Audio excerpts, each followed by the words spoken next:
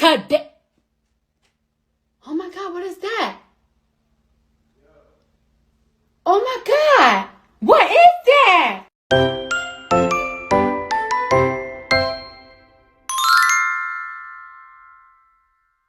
Kampus Islam yang lahir pada tanggal 6 Agustus 1968 membekali mahasiswanya untuk dapat hidup berdampingan di tengah keberagaman lintas suku, bangsa, dan agama.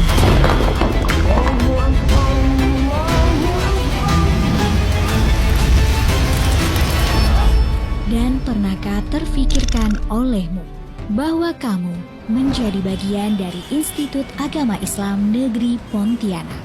Di sini, kamu tidak hanya sekedar belajar, tapi membuka pintu cakrawala pengetahuan yang tak terhingga.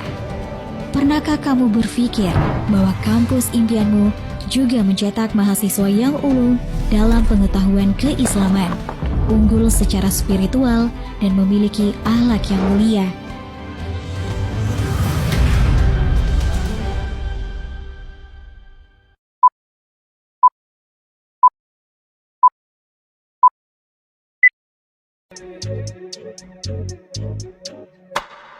Please don't make me think of it like you can't make a defense.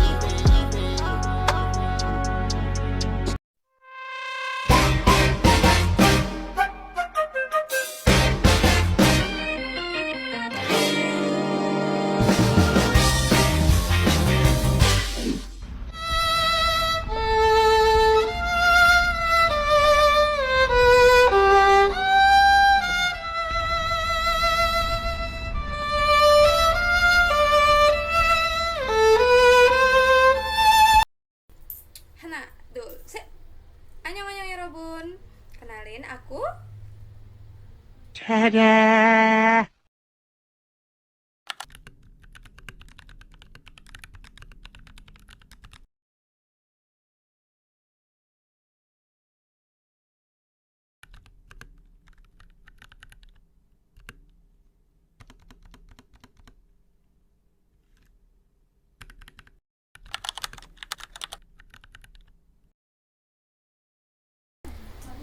Entrepreneurship pendidikan adalah kemampuan seseorang untuk melihat peluang di sekitarnya atau di sektor pendidikan. Kemudian ia mengubahnya menjadi sebuah lembaga atau program yang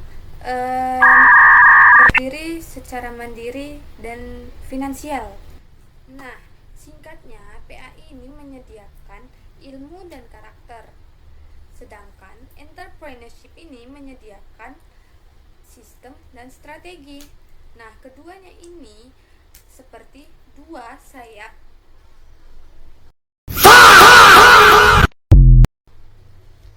yang harus ada agar lembaga pendidikan Islam ini bisa terbang tinggi.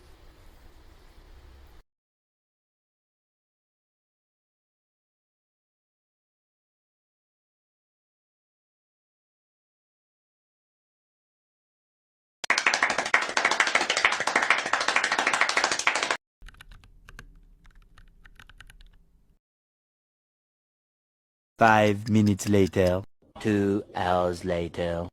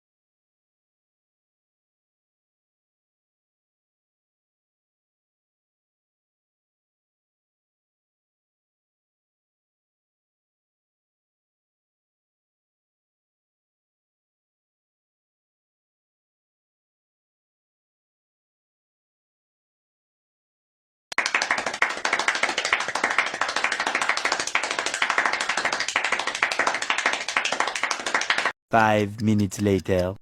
2 hours later. 5 minutes later. 2 hours later.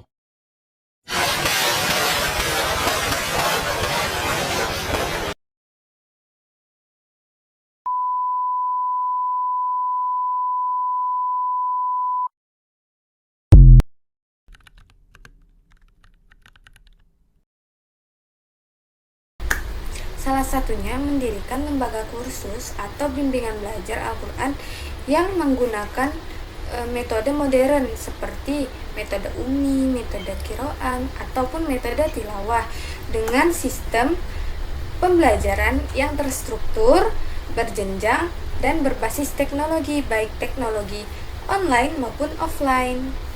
Yang pertama, permintaan pasar yang tinggi dan stabil. Kenapa? Karena hampir setiap keluarga muslim menginginkan anaknya bisa membaca dan menghafal Al-Quran dengan baik.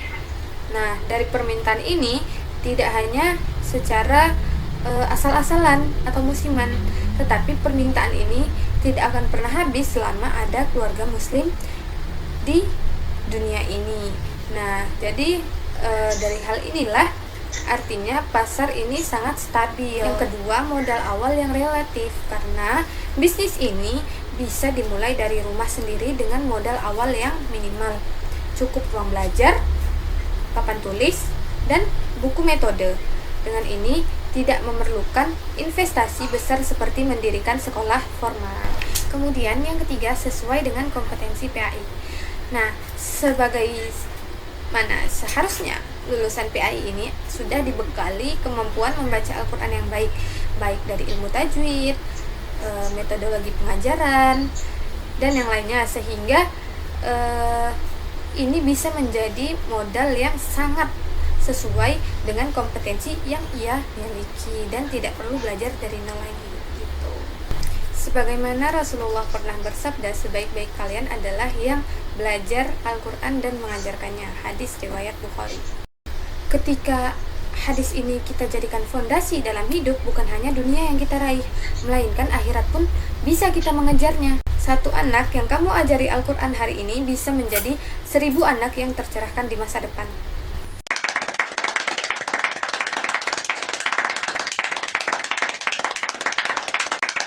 Saya kira hanya itu yang dapat saya sampaikan. Semoga penjelasan saya kali ini dapat bermanfaat dan memberikan wawasan bagi kita semua. Assalamualaikum warahmatullahi wabarakatuh. Thank you so much for watching. Bye-bye.